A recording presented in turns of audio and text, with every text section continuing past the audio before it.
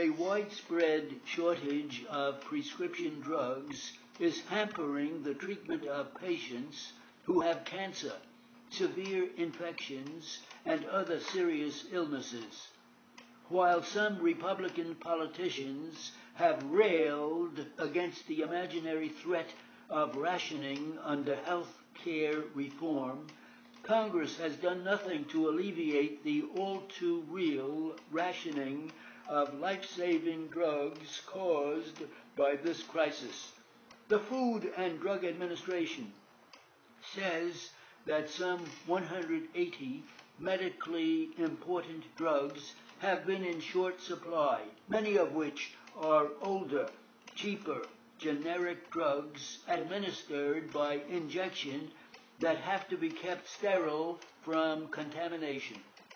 A survey of 820 hospitals in June by the American Hospital Association found that almost all of them had experienced a shortage of at least one drug in the previous 6 months, and that nearly half had experienced shortages of 21 or more drugs. As a result, more than 80% of the hospitals delayed needed treatment. Almost 70% gave patients a less effective drug, and almost 80% rationed or restricted access to drugs.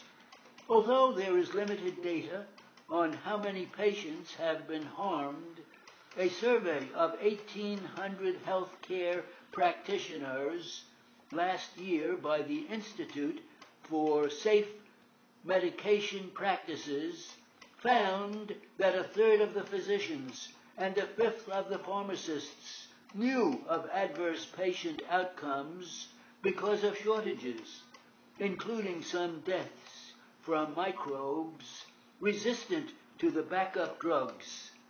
Cancer patients receiving less effective drugs may well face increased risks in the future.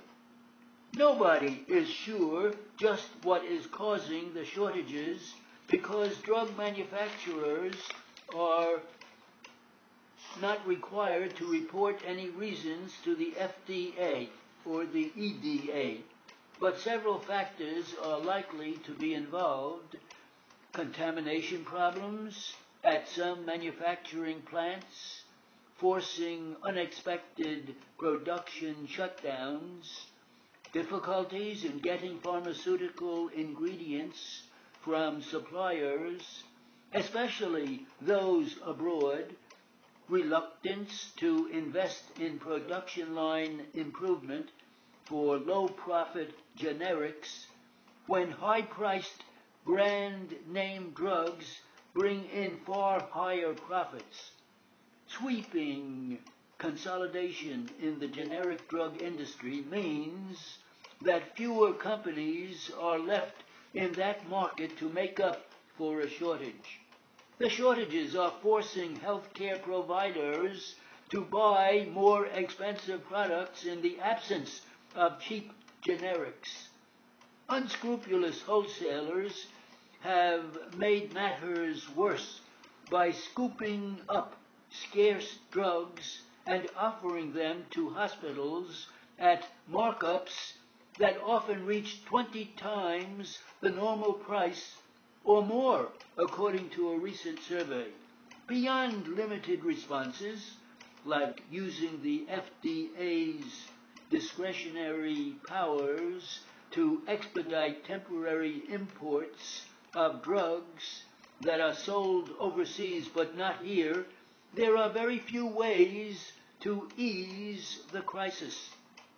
For the longer term, bipartisan bills in Congress would require drug makers to give the FDA 6 months warning of problems that might disrupt supplies. For that to work, the penalties for non-compliance would need to be stiff.